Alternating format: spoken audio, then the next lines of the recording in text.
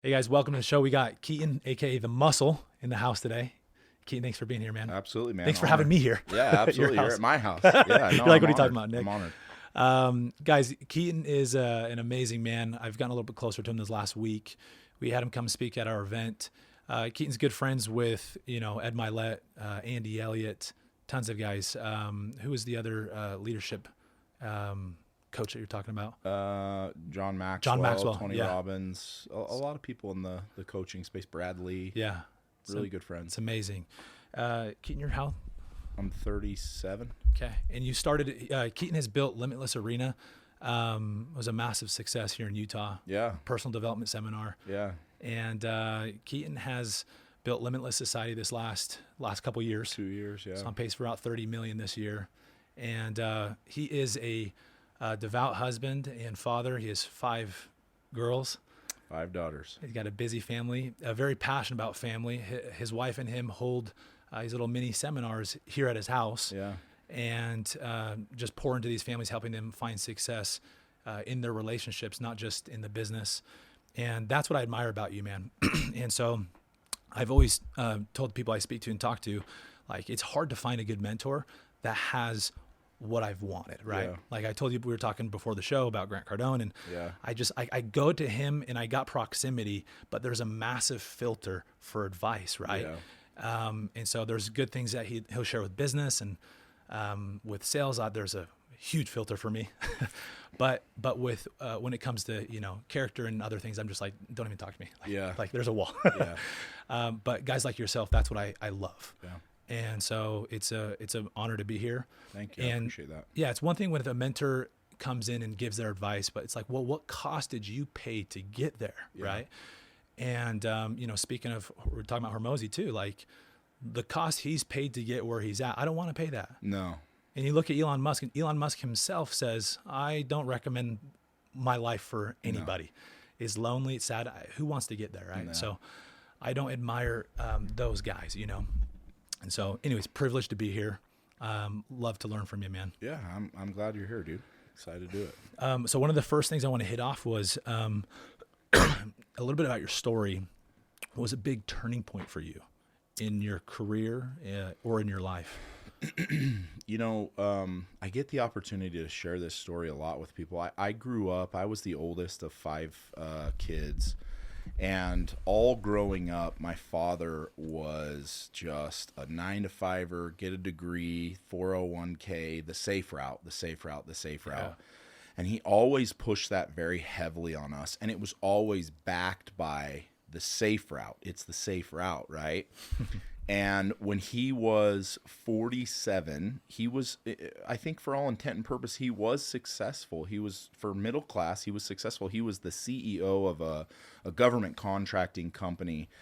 And all the things that he had taught didn't come to fruition at the end of his life. When I was 21, he ended up actually passing away. And the last 2 years of his life, his company kind of threw him to the wind. They were like, you're too sick. You're not able to fulfill your duties here as the CEO. And they essentially kicked him to the curb.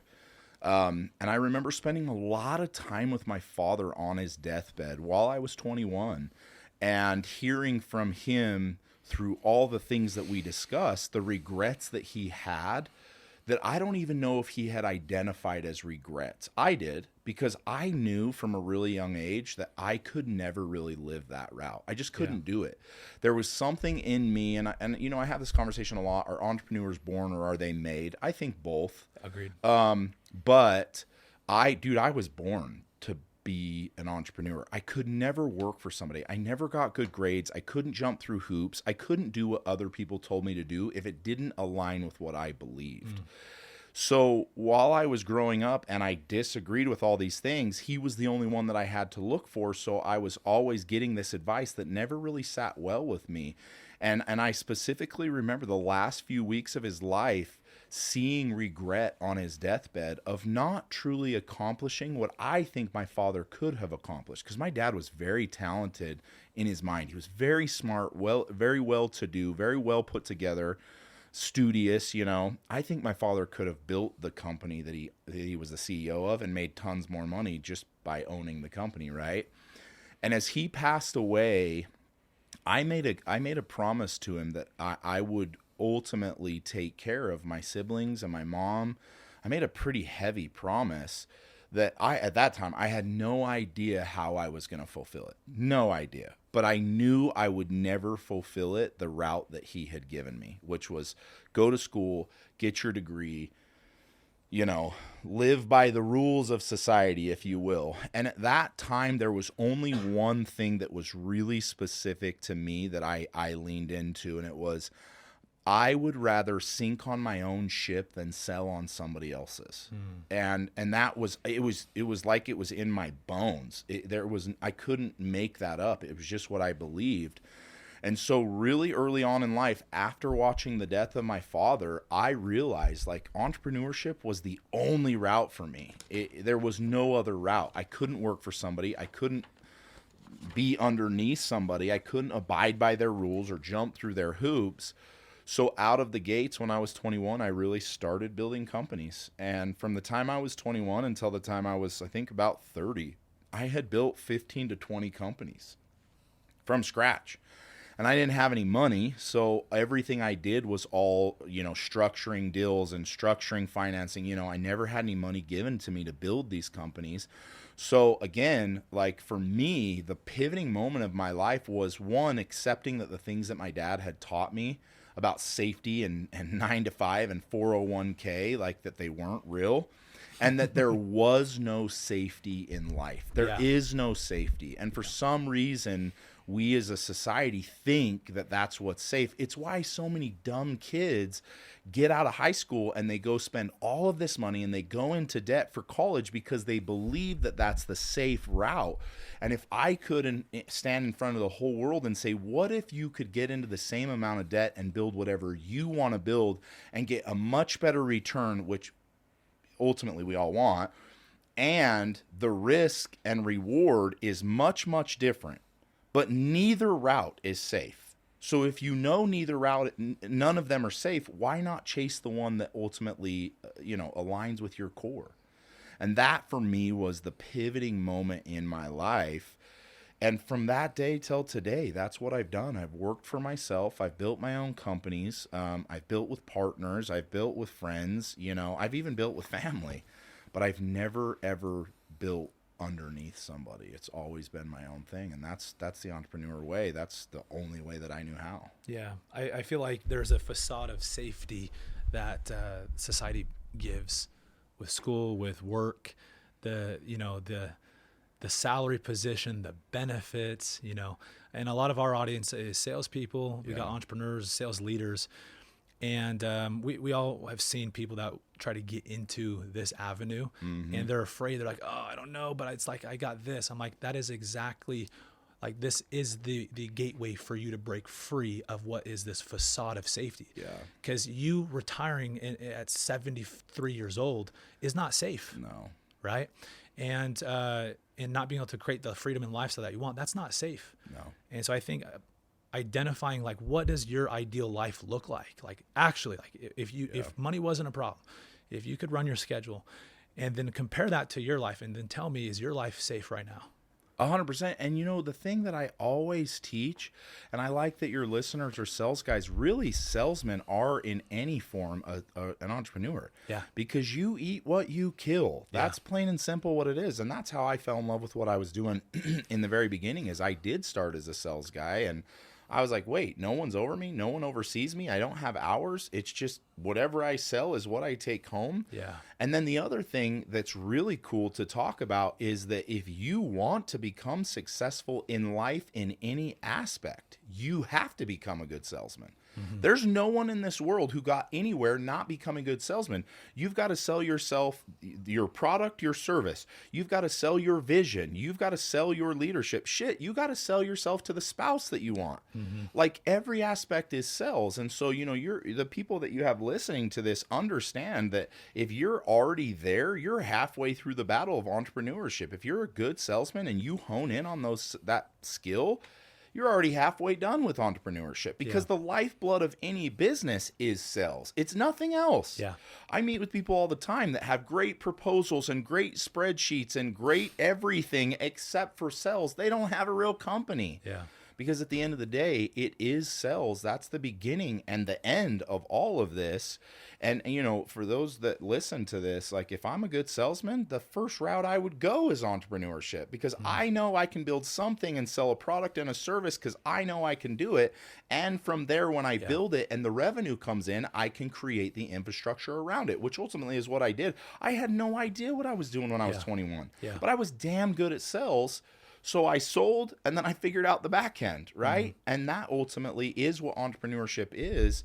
And, you know, talking to sales guys, talking to people who want to be entrepreneurs, it's all the same shit, man. Get really good at sales and then decide what you want to sell. Is it your product or someone else's? And then go make a shit ton of money. Yeah. I love what you said, that eat what you kill. Like, that is a principle that, like, every person, if they want to make it big, has to learn. Yeah. Right. And that's what sales is, like the gateway to get into entrepreneurship, because there's less risk. The system, the product, it's already figured out. The training, you just have to go plug and play and learn to get rewarded based on your effort and your skill set and the value that you bring. Which is an entrepreneur. I mean, really, entrepreneur and sales, it's the same There's thing. a thin line. Yeah, exactly. Yeah.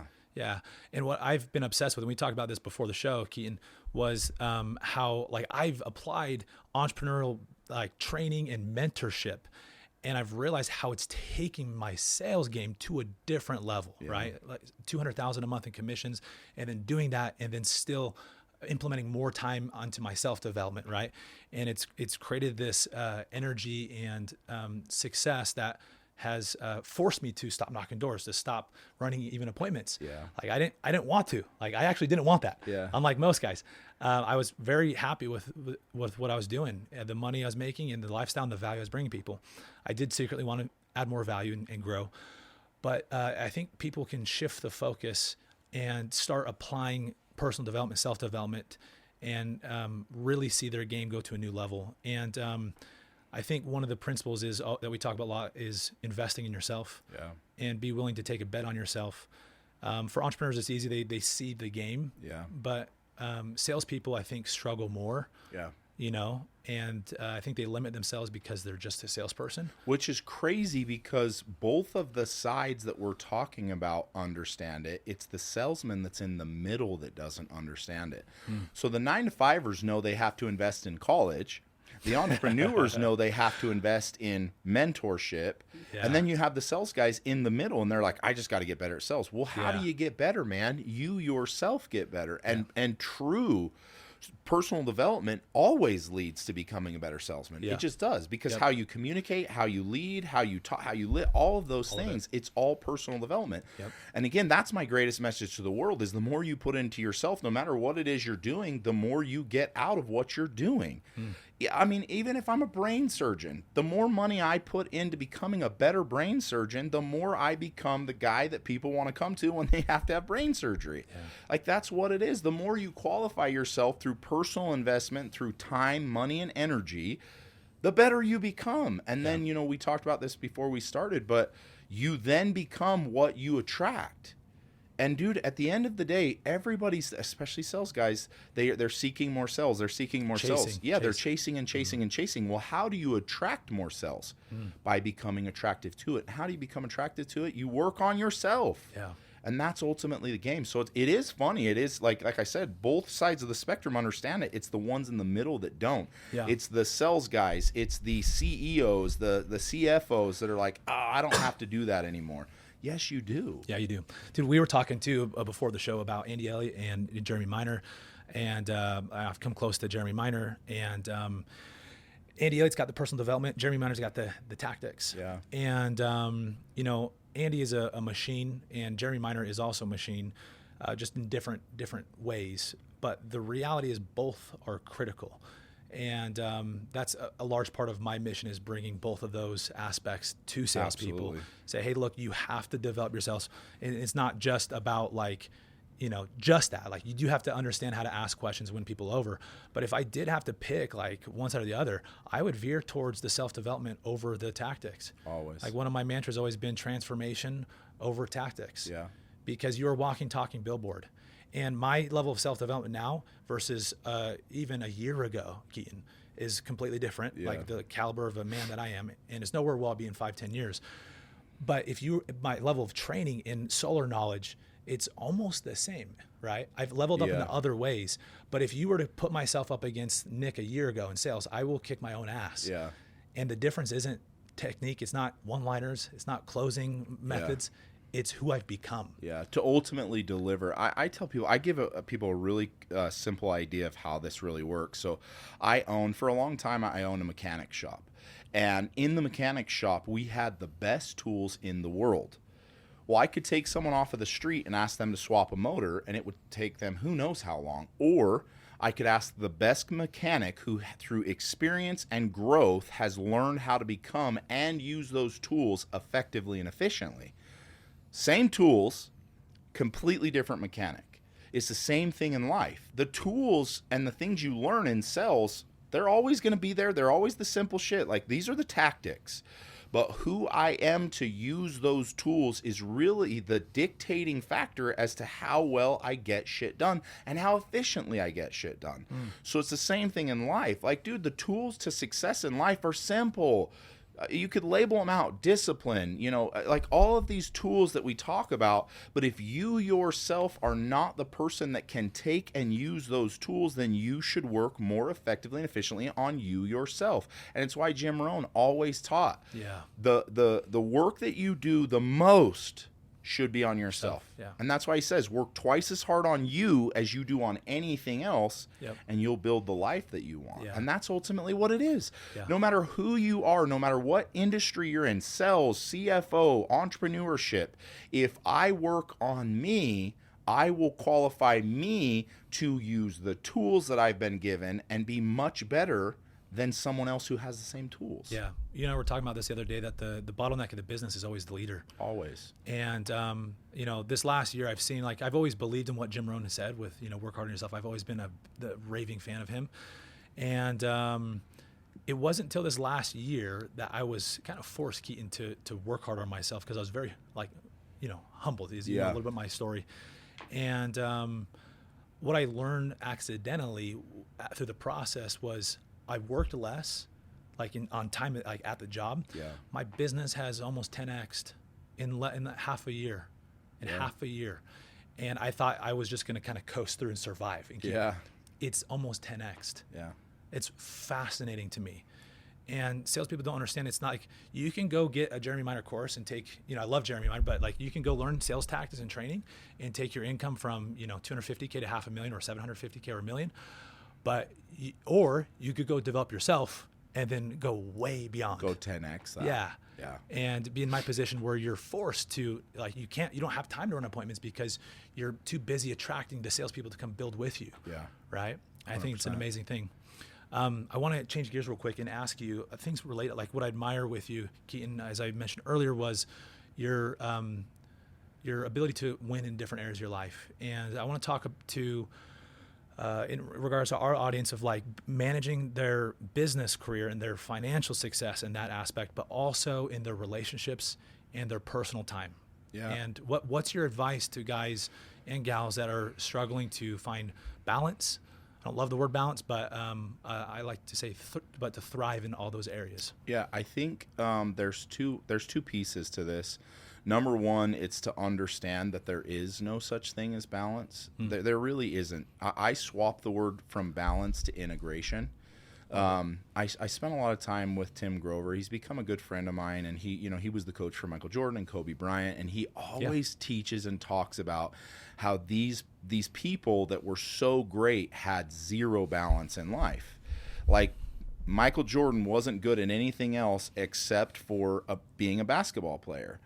And when I hear things like that, I hear a human being not living up to their full potential. And listen, I'm not saying he didn't live up to his full potential as a basketball player. Right. But as a husband and as a father and as a friend and as an entrepreneur, all of those other things. And it was ultimately because we got sold this lie that to become great at one thing, you must give up everything else. Right. And the truth is, and what I have found in my life, and listen, I'm not the richest, I'm not the most successful, but I am someone with rarity that has every single aspect the way that they want in their life. My life to a T is exactly what I want. My marriage is the way I want it. My children are the way that I want them. My relationship with them, my success with my friends, my money, my health, all of those things, because I have learned it's not about balance, it's about integration. And when I say integration, it's ultimately how you weave everything that you desire in together. And that's a hard thing to do. And then the second piece to that is understanding that all of us have been given a certain amount of time on this planet, and that we should become better at our accountability towards that time than anyone else. If I become a time management savage, I actually can realize there's more time in the day to do the things that I want to do. You hear all the time, and I would imagine we'll use Michael Jordan for a great example. The guy probably practiced 8 hours a day. Yeah. And when he came home, what did he do? He sat down on the couch. He put zero energy into his family and into his wife and into anything else because he was exhausted from the time that he had put into basketball, which I get. I understand that. But if he had time managed himself better, he could have put the same amount of effort and energy into his marriage, into his children, into his businesses, into anything else. And it's not the same time for time. Right. I can put all of my energy into my work 8 hours a day, and then I can put all my energy into my family for 2 hours a day. And then I can put all of my time and energy into me and my growth for 2 hours a day. And then I can put all of my energy into whatever else I'm seeking. It's more of an integration of energy put into that which I want than it is balance. Yeah. Because you think, well, I only have so much energy to put in. No, you don't. Yeah, it's a myth. Yeah. And most people think I only have so much time. They don't even think about it as energy. They think about it as time. No, you don't. Yeah. There's 168 hours in a week, and you're spending 50 of those hours getting good at the one thing you're going at, and the rest of that time is pissed off doing nothing of importance because you're too tired. Right. And ultimately, you have to come to the realization that the same energy that I put into one thing, I should put into everything that I truly desire. If I want to be good at sales, then I should put a shit ton of time into the training and practices of sales. But I should take that same mindset and mentality and put it into my marriage, put it into my children, put it into my friends, put it into my personal development. All the things that I long for, I should put that same amount of energy in. I tell people this all the time when I map out. I spend a lot of time when I mentor people mapping out what their life looks like on a day-to-day basis. And we always go through this like quick thing of, okay, man, how much are you working? I work 50 hours a week. Great. So after sleep and after work, you have about 70 hours left in a week. What are you doing with that time? Well, I'm exhausted. Well, that's not an excuse. Yeah. We're all tired. Yeah. How much of those 70 hours are you putting into your marriage? How much are you putting into your family? How much are you putting into your friends? And then I force them to start mapping out time and its allotment of energy. So I tell people all the time, I put a 1 hour into my wife every single day. Now that may not seem like a lot, Right. but my 1 hour of 100% energy is 10 times what a man will put into his wife when he gives her 4 hours a day. I put in 1 hour every single day with my children. Well, I put more into my children in that 1 hour than a stay-at-home mom does in the 12 hours with her children. Yeah. And it's all about the allotment of energy into time rather than just saying, I put all my energy out into this one thing. I don't have any more energy for anything else. Yes, you do. Right. And it's your belief in that. Tell me what you do. So intentionality is massive. And I've realized in my own life how showing up, even when I'm tired, like you can shift instantly. And I've learned this with Tony Robbins. But how are you intentional with your time when you are with your wife? And let's focus on that one first. Yeah. So a really good example. So I map out my days. I have every hour by hour mapped out, which for some people sounds monotonous, but it's really not. It allots more time.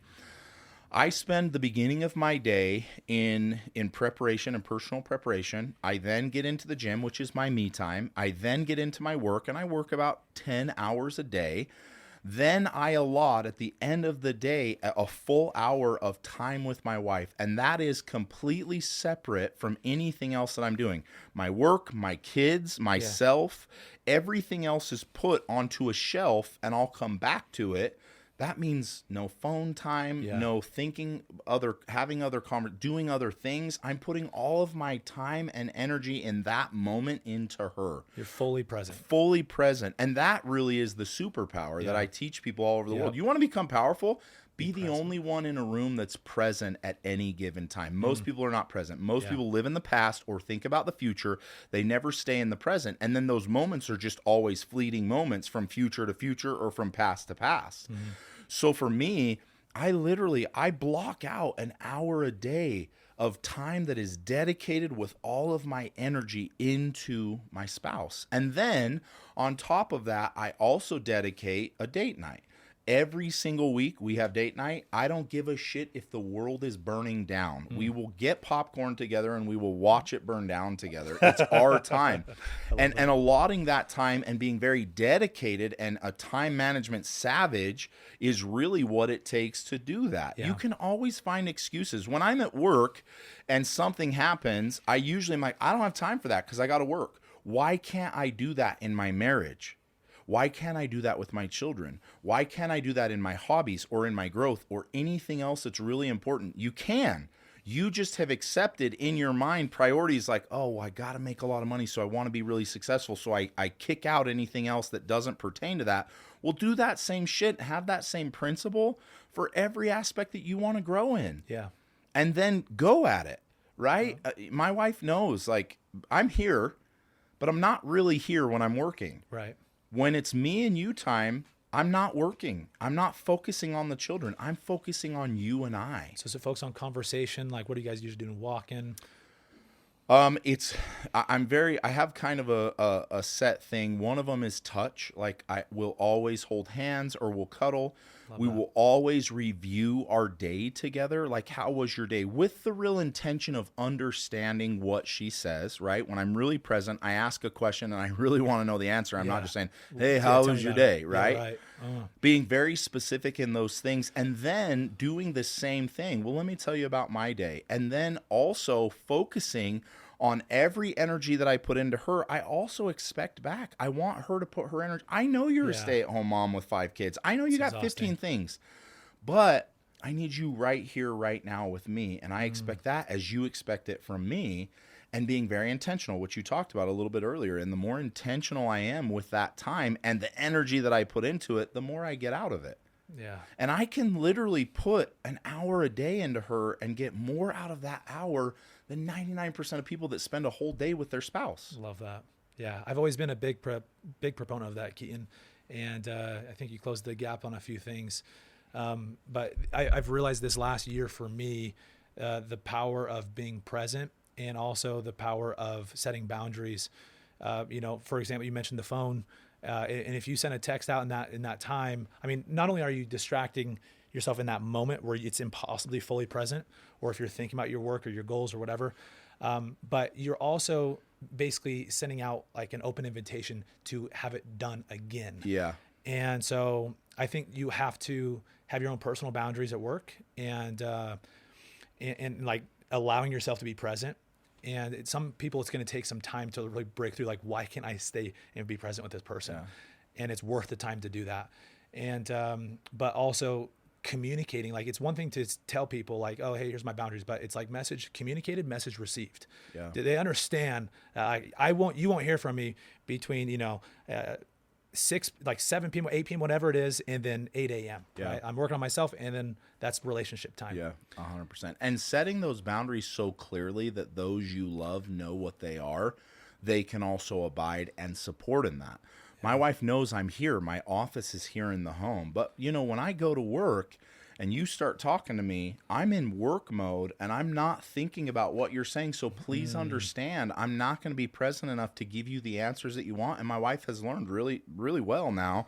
Like, I'm not going to bring shit to him that I want answers to, because I know Right. where his mind is in this current moment. And Yeah. his boundaries are, just because he works at home doesn't mean that he's home. Right. He's working, And it's the same thing with anything, anybody I mentor or anybody in my businesses, my CEOs, my CFOs, when they come to me after hours and they know those hours are allotted to my family or to my wife or to me, Keaton's not going to get back to me. I just know that. And I don't care if the world is burning down, he's not going to get back to me, because he has set clear boundaries that his time and attention and energy is in a very specific spot. Yeah. And dude, here's the other thing too. This is outside of the relationship. I've noticed this myself, where if you're in a situation where it feels like it's crumbling, the worst thing you could do, especially at night when your time is supposed to be elsewhere, is to give that focus. Yeah. Because when you do, you're depleting yourself. You're already depleted, and then you're depriving yourself of the opportunity to have the connection, the relationship, or if this is in your morning routine time, gym time, study, meditation, whatever, right?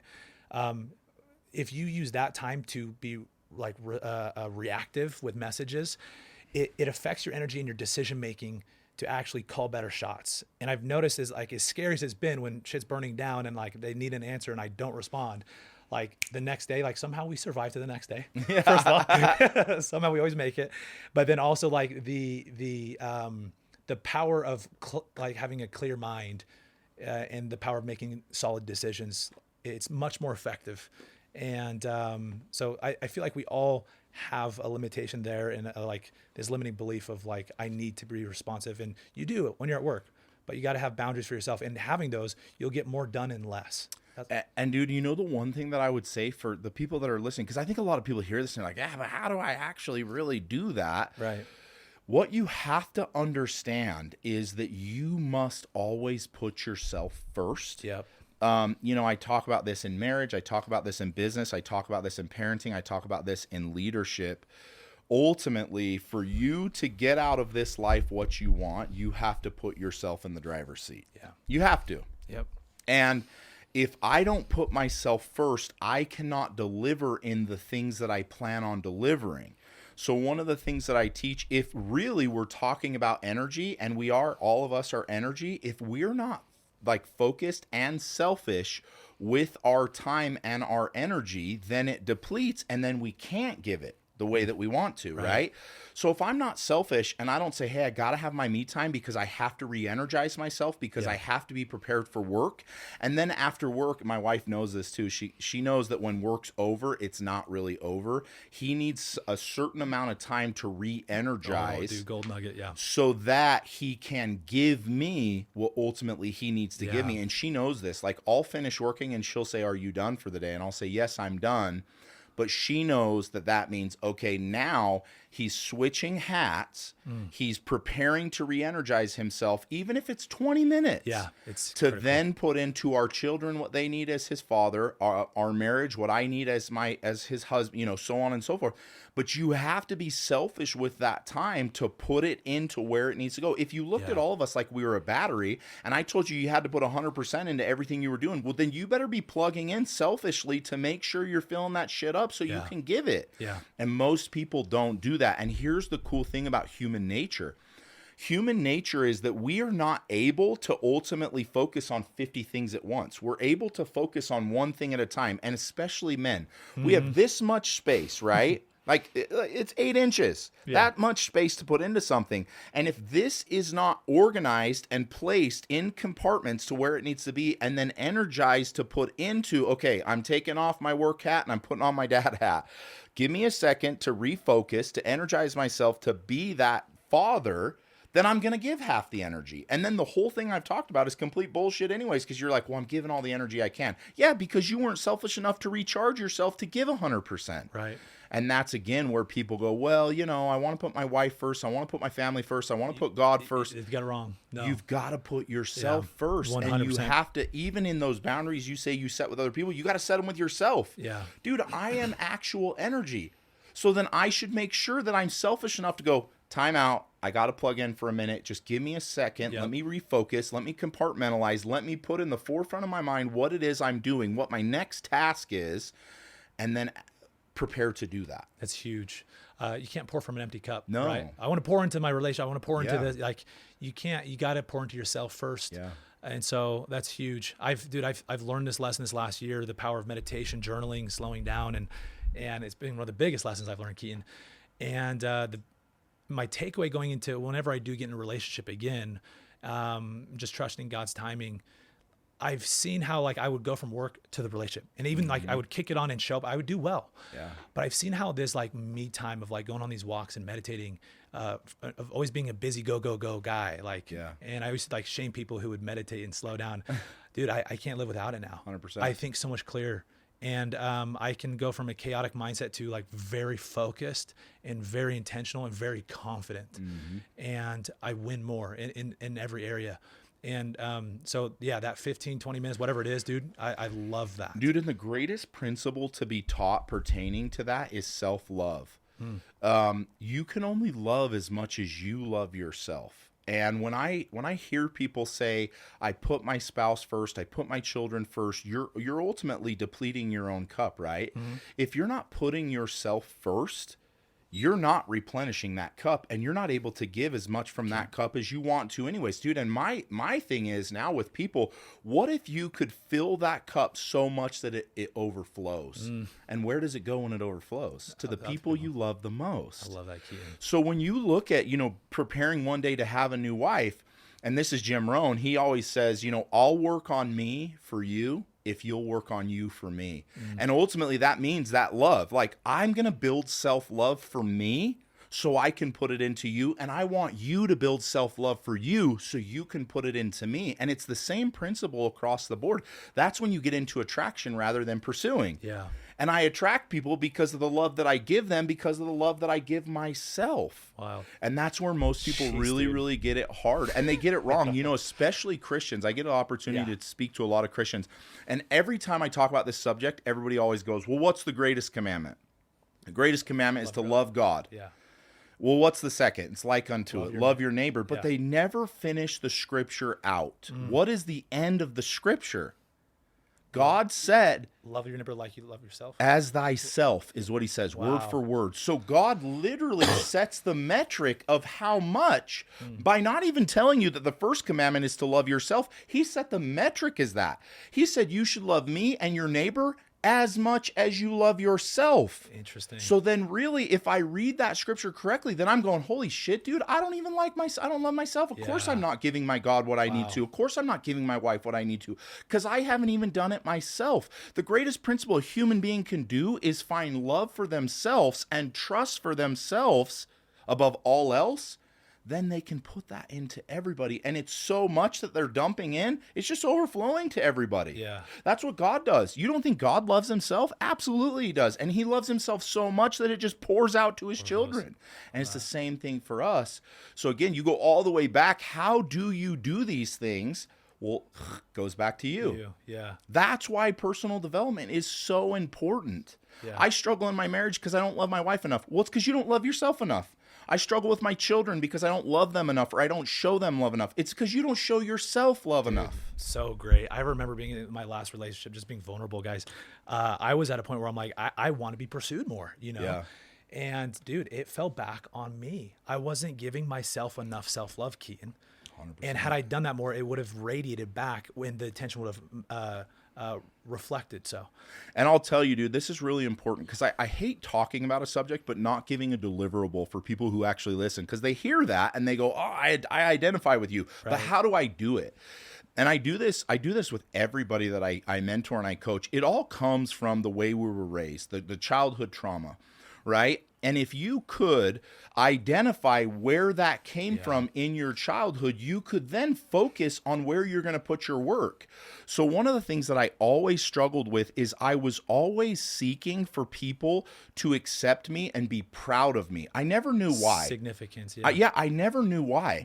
And from the time I was 21 till the time I was 29, I burned down my first marriage. I was not a good father.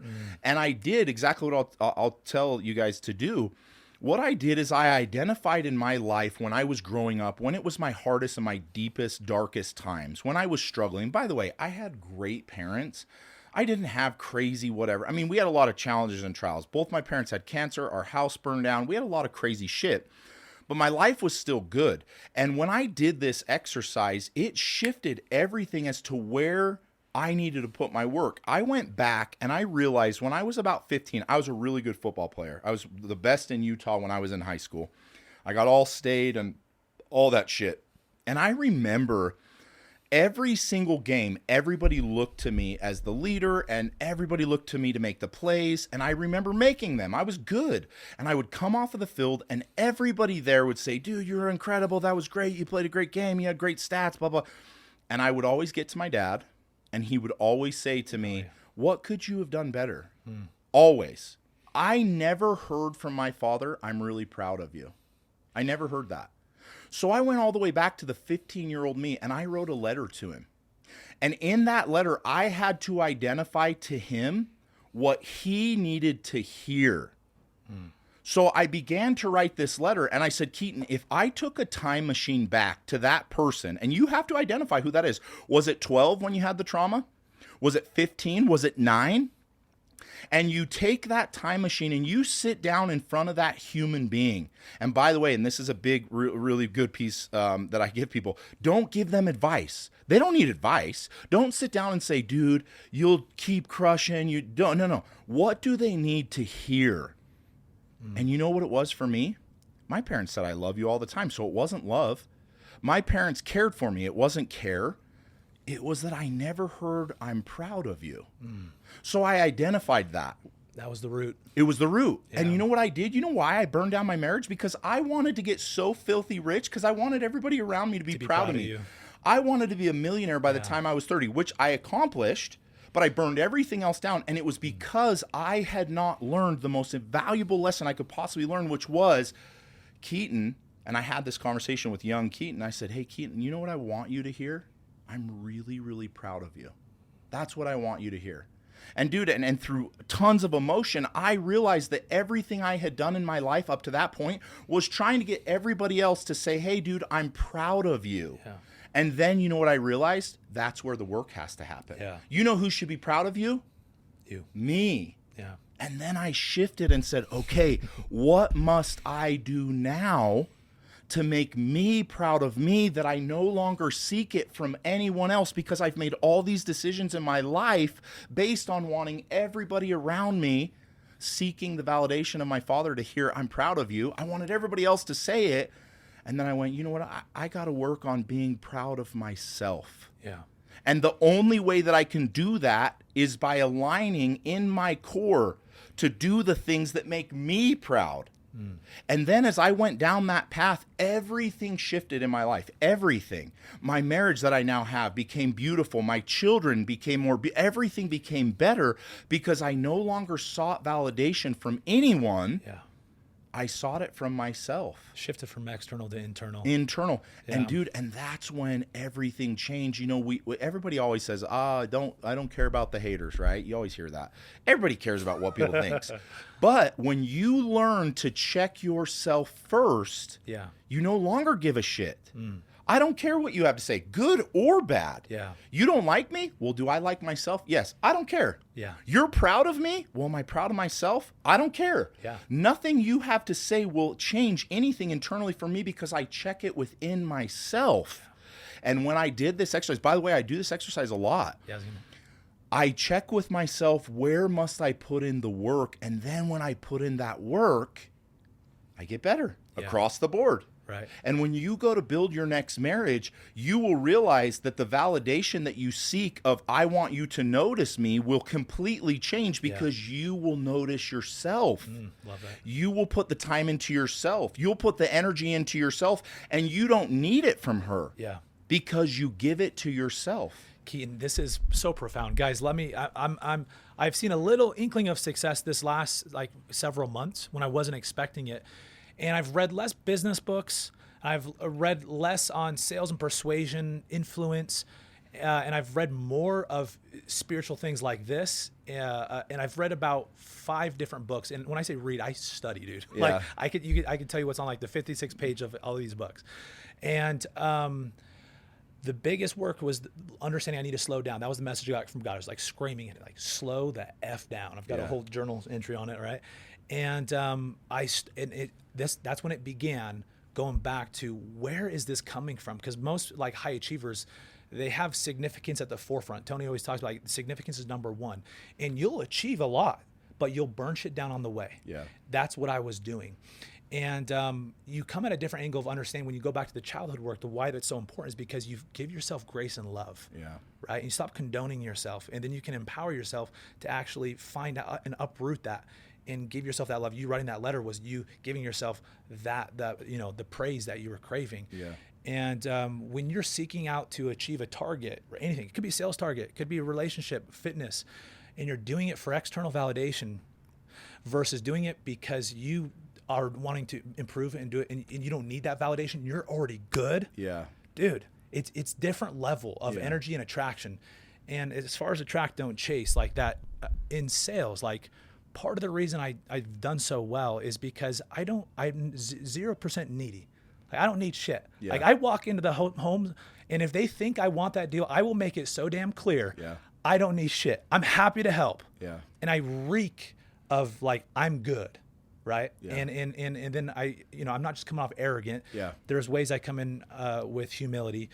But that energy of being good and finding that inner peace will take your game, not in sales, in your relationship, to a new level. I've seen it personally, and I know I'm just at the beginning stages of that.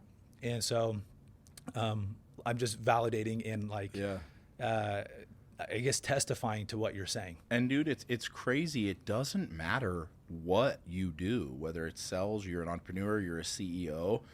When you begin to realize what you lack and you understand that you can fulfill it, you no longer need anything in this world, people, thing, material, to fulfill it. It's all from within. Yeah. That's when you truly start to understand this principle of attraction over pursuance. Yeah. You no longer pursue the girl anymore that you want. Yeah. You attract her. Why? Because she sees in you that there is nothing she can offer to persuade you or fill a void in you. It's all fulfilled within yourself. And by the way, that's who you want. Yeah, you don't want a absolutely. spouse that's jealous of you because she has you to fill the void of jealousy, because she is good within herself, which, by the way, that you want to talk about how you level up, because people ask me, how do I get in bigger levels? You yourself have to level up. You have to be able to offer that to people. You've been in those circles where you have very successful people, and then you have one or two people who aren't successful, and it feels like in the conversation, the two people that aren't successful are trying their best to validate why they should be there. And no one there wants them there. Yeah. And then you have the circle of the billionaire or the multimillionaire that's standing there going, I don't care if you think I'm rich or not. I know I am. Yeah. I don't give a shit to validate myself. You know, you always hear that, like, rich people don't tell you they're rich. People who are in really good shape don't tell you they're in really good shape. People who are successful don't tell you that they're really successful. It's validated within themselves. They don't need any validation from you. Yeah. And that goes all the way back to you attracting what you seek rather than you pursuing it. And it's a game changer across the board. Yeah, it is, Keaton. I love that. I'm just thinking of like practical things here. What are a couple specific and practical things that somebody can do either on a daily or weekly basis to get to know themselves better, and to break through and break free of these limiting beliefs, whether it's trauma, and really give themselves that validation? I think the biggest thing is taking inventory of your life and where you're successful and where you lack. Then when you realize where you lack, understanding why you lack. And by the way, that takes a long time. It does, yeah. It takes a while to see, okay, I lack here, but why do I lack here? Right. Right? I only lack here because of my internal belief. Why do I believe that? What must I identify that gave me that belief? And then let me go to change that belief, right? So anybody who wants to do something like this, I tell them it starts with journaling. You got to write, man. You got to take the time to write. One of the reasons I like praying, even if there isn't a God, is you're writing out loud, right? You're saying out loud the things that you're thinking, you believe, and you can ultimately hear them and go, do I align with that? No, let me shift it. It's the same thing with journaling. As you begin to write and journal who you are, where you are, what you do, and understand you're the fucking problem, but you're also the solution, then I would identify what is the solution for that which I lack. And then I go to work. But it's all done by taking that inventory, journaling. I think I used to hate journaling. Same. I thought it was the stupidest thing in the world. Why would I sit down and start writing? Yeah. But it helps me to identify in me where I must put in the work. And when I put in that work, I know exactly the target in which I have to hit. Exactly. And it was the same thing for me when I had to identify, why am I the way I am? Oh, it's because I'm seeking for everybody to be proud of me. Okay. I must work on being proud of myself, and then I put the time into doing that. Yeah, it's directly correlated to self-awareness. Yeah. And you can't change, if you're not self-aware. I have so many people that come and, like, if they ask, like, hey, I need you to come shadow me, or I need someone to come shadow me because I don't know what I need to change. Yeah. I will instantly call that out and say, you will never grow if you're relying on someone else. 100%. You need to self-diagnose. And so I never send someone out to shadow those guys. Yeah. I mean, dude, listen, there is probably something to be learned there, but you're right. If you're not self-aware and you can't take inventory as for where you're at in life, you'll never be able to plan out where you want to be. Yeah. And that's what most people, 99% of the world, they lack self-awareness to do any of those things. They do. And journaling allows you to get the clarity. I've seen it in my own life. I've gotten big into journaling, and it gives you clarity. Mm-hmm. And the pinnacle of leadership is having certainty. Even if you're calling a wrong shot, but if you do it with certainty, people follow the execute. Even if it's the wrong call, things will turn out right. I've seen that. Yeah. And you're basically giving yourself the validation of certainty, and you're identifying what's lacking, right? Yep. And so when we talk about journaling, we're not just talking about, here's what I did today. Yeah. It's much deeper. It's going to the ugly shit, and it's going, And the deeper you go, the more the answers you find. Love that. A lot of people, when they hear journaling, like you said, they're like, what the hell do I journal? I don't know, man. Just be vulnerable. That's it. Be really transparent and really honest with yourself. Yeah. And then go deep on that. Yeah. And when you do that and you go deep, you're going to find the answers. Tim Grover, again, he's the one that says, you got to go into the darkness to find your light. Love that. Well, how dark do you want to go? Well, the darker I go, the more light I find. Yeah. And then I can take that light and take it to the world. And I can take it and do whatever I want to do with it. But I must go deep first, and that's part of journaling. Yeah, I love that. that. And it's repetition. You're not going to start tomorrow journaling and go deep. Right. Not going to happen. It takes time. Yeah, it takes time. It's time and time and time and repetition and time under tension to find out what is it I should be talking and writing and putting down. How do I identify? How clear do I identify the problems and the issues? And how deep do I want to go on the issue at hand? Yeah. And the deeper I go, the quicker I find the answer. I always ask people, and this is one of the things I would do if I was going to help you with the shit we talked about earlier, which was how to become a better speaker and really tell your story. Yeah. When a human being can identify in them what their why is, their how doesn't really matter. Mm-hmm. We've heard that. But how do I identify my why is really the key to how strong my why becomes. And one of the things I would ask you, and it's the same thing again that I do with a lot of people that I mentor, is ask the really simple question. If you had a microphone in front of the world and you had 5 minutes to share with the world what you think is most pertinent, what you think is most important, what would that be? And I would ask you to answer that. You can have everything you want in your life. You don't have to choose between having your family, having relationship success, having business success, and your health. You can have it all. Why? I believe that because I've seen the beginnings of that, and I've seen there's very few men and women that do have that. And most of the world lives by the limiting belief that like money's evil, or that you're going to become prideful or arrogant if you succeed in business, or you'll never see your family, you'll neglect your family. And there's so many stories of that. You start believing that that's true, and you miss the fruit of financial freedom, and you miss the fruit of having optimal health and energy, and then the beauty of the relationship.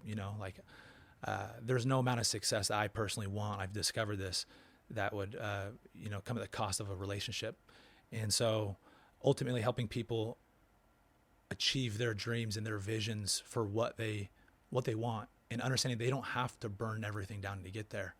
Because just like you said, like those two in the room will look at everyone else and say, well, here's why I'm not successful, because I actually put my family first. Actually you can do all of those things. And one of the things I would tell you to think about, and this is why I say, identifying your why is a really powerful thing. You've heard the saying that we're most qualified to help the people we used to be. Mm-hmm. And when I hear somebody share their why, I always like to go really hard at this to either intensify their why or to make them reevaluate their why. And it's this, at the end of our life, every single one of us, we're going to stand in front of God. And in front of God, he is going to ask very specific questions about what we did here. And here's the best part of that. You're not going to answer for yourself. You'll have a multitude of people behind you that will answer that for you. And when you understand that, then you understand that day will be heaven or hell. You will have him say, what did you do and how did you help other people? And in what way, through your learning, did you empower people, or because you didn't go hard enough, did you not? And then you don't get an answer. You have a multitude behind you that will either raise their hand and say, that message that you just shared with me didn't get to me, it didn't get to me. Or you'll have thousands and thousands and thousands of people praise your name and say, he understood his message, he understood his why, and he changed my life. And that ultimately will be the day of reckoning. And when you look at life that way, that your why and what you ultimately just said is your message to the world, you will go 10 times harder at that than you are currently going, understanding that at some point when this life is over, everybody behind you is either going to say he chased it, he achieved it, and he shared it with me, or they're going to say, no, he didn't do what he was supposed to do. He didn't share with me what he was supposed to. He didn't touch me the way that he was supposed to touch me. And he didn't accomplish what he was supposed to accomplish. And when you think about it like that, it should either redirect your why or it should empower it. And you should go 10 times harder at whatever it is that message is, which again, I would go back to journaling. One of the things you should journal is exactly what you just said to me over and over and over again, asking that question, what do I really want to leave this world? How do I want to impact this world? What do I want to share with this world? And at some point, you're going to find your why. And it is going to be so powerful that the how won't matter anymore. The company you build right now won't matter. Yeah. The people it won't matter how you do it. It's your why is so powerful that one day, again, when you stand in front of that multitude of people behind you, every single one of them will stand up and say, that message, that why, it touched me and it changed my life. It changed my family's life. It changed everybody around me. And you'll stand there either proud that you accomplished what you did, or you'll stand there in disbelief that why didn't I go harder at what I was supposed to go at? And I would even challenge you to do that. And everybody listening, same thing. You should identify your why and what you wish to share with the world, the impact that you wish to have on the world, and then realize through journaling, when I stand there that day, is that really what I want the world behind me to have? And will I go after it? Will I be hungry enough to go after it? That's when you'll empower yourself, and that why will be so crazy. You won't need the tools. You won't need the mentoring. You won't need the help because you'll be so focused on accomplishing that shit. Again, the how won't matter. I love that. If your why's big enough, you'll find a way how. 100%. Yeah, that's powerful, Keaton. I love that, man. Yeah, for me personally, that I know there's gonna be more to it, and I've gotten more clarity on that answer over the last actually 6 months. Yeah. And look at how much more successful you've been. Right. Because your why is more powerful. Yeah. No, you're 100% right. And for me, it actually does go back to I get emotional time about, because it does go back to massive trauma and failure that I had. In multiple points in my life, right? And so I love that, man. Yeah, absolutely. Love that. Well, thank you guys. Thanks for tuning in. This was a massive, huge breakthrough episode for salespeople, entrepreneurs. Keaton, I appreciate your time. Absolutely, man. Honored to be here. Thank you so much.